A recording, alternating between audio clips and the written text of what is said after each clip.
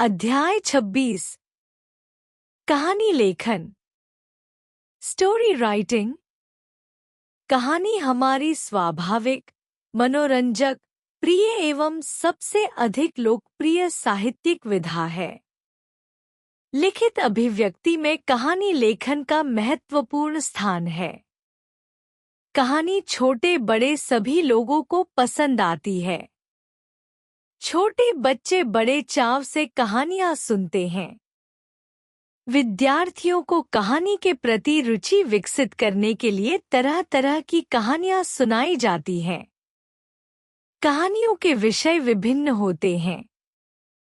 बचपन में परियों, पशुओं और जादू संबंधी कहानियां पढ़ने में अधिक आनंद आता है तथा बड़े होने पर सामाजिक कहानियां अधिक रुचिकर लगने लगती हैं। कहानी सुनकर कुछ कहने की प्रबल इच्छा जगती है। कहानी कहने और लिखने के लिए भी अच्छा अभ्यास करना पड़ता है। कहानी लिखते समय ध्यान रखने योग्य बातें। कहानी में आदि से अंत तक कुतूहल बना रहना चाहिए। कहानी की कथा में सुसंबद्धता बनी रहनी चाहिए। कहानी में कोई न कोई जीवन मूल्य का प्रतिनिधित्व होना चाहिए। कहानी को रोचक बनाने के लिए सरल, सहज, बोधगम्य, मुहावरेदार, पात्रानुकूल भाषा का प्रयोग करना चाहिए। पहला, खजूर और सीढ़ियाँ। सिकंदर के गांव में खजूर के कई पेड़ लगे हुए थे। वे बहुत ऊंचे थे।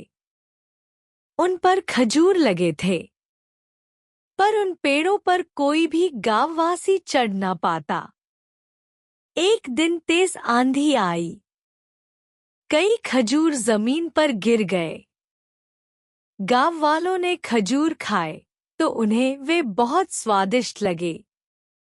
गांव के प्रधान बसेसर ने कहा, इस बार खजूर बहुत मीठे और स्वादिष्ट लगे हैं। हमें ये खजूर राजा को भेंट करने चाहिए। सबने बसेसर की बात का समर्थन किया।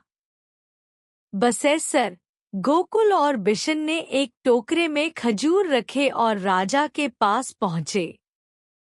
उन्होंने राजा को भेंट देते हुए कहा, महाराज, इस बार हमारे गांव में बहुत अच्छे खजूर लगे हैं। कृपया इन्हें स्वीकार करें। राजा रमन दत्त बहुत दयालु और प्रजा का ध्यान रखने वाला था। उसने बसेसर के हाथ से एक खजूर लेकर खाया। खजूर बहुत ही स्वादिष्ट था। राजा ने बसेसर को धन्यवाद किया। बसेसर और उसके साथी गांव लौट आए। उनके मुख से सारा हाल सुनकर गांववासी बहुत प्रसन्न हुए। एक दिन राजा रमन दत्त सिकंदरपुर गांव पहुंचा। उसने भेष बदला हुआ था। राजा इतने स्वादिष्ट खजूरों के पेड़ देखने आया था। गांव पहुंचकर उसे ऊंचे ऊंचे पेड़ों से खजूर तोड़ने की समस्या का पता चला। वह चुपचाप लौट आया। उसने तत्काल 10 लंबी सीढ़ियां बैलगाड़ियों में लदवाकर गांव की पंचायत के लिए भेज दी। उसने गांववासियों के लिए अनेक उपहार भेजे। अब सिकंदरपुर गांववासियों के लिए खजूर तोड़ने की समस्या हल हो गई थी। शिक्षा अच्छे कार्यों का परिणाम अच्छा होता है। दूसरा, ईमानदारी। एक बार गुरु नानक देव जी अपनी यात्रा पर जाते हुए एक गांव में ठहरे। गुरु नानक देव जी के आगमन का समाचार सुनते ही उनके 2 शिष्य, जिनमें एक गरीब किंतु ईमानदार, परिश्रमी और ईश्वर भक्त था, मकई की रोटी और साग लेकर गुरु जी के पास पहुंचा। तभी दूसरा, एक धनी किंतु बेईमान और धोखा देने वाला व्यापारी भी बढ़िया सा पकवान लेकर गुरुजी के सेवा में पहुंचा। गुरु नानक देव जी ने गरीब की मकई की रोटी को बड़े प्रेम से लिया। इस पर व्यापारी ने नाराज होकर अपनी रोटी न लेने के बारे में पूछा। गुरु नानक देव जी ने अपने शिष्यों और गांव वालों के सामने मकई की रोटी को हथेलियों से जैसे ही दबाया तो उसमें से दूध की बूंदें टपक पड़ी। इसके बाद उन्होंने उस अमीर व्यापारी की रोटी को हथेली से दबाया तो उसमें से खून की बूंदें टपक पड़ी। यह दृश्य देखकर सबको बात समझ में आ गई और धनी व्यापारी की गर्दन शर्म के मारे झुक गई। शिक्षा, परिश्रमी और ईमानदार ईश्वर भक्त ही श्रेष्ठ होते हैं। तीसरा, चूहिया का विवाह। ऋषिकेश के मुनिवर आस्करण महाराज हर की पौड़ी से स्नान करके लौट रहे थे। उन्हें मार्ग में एक चूहिया दिखाई दी जो भय से कांप रही थी। मुनिवर आस्करण महाराज ने उसे उठा लिया और अपने तप की शक्ति से उसे सुंदर बालिका बना दिया। आश्रम लौटकर उन्होंने उसे अपनी पत्नी को दे दिया।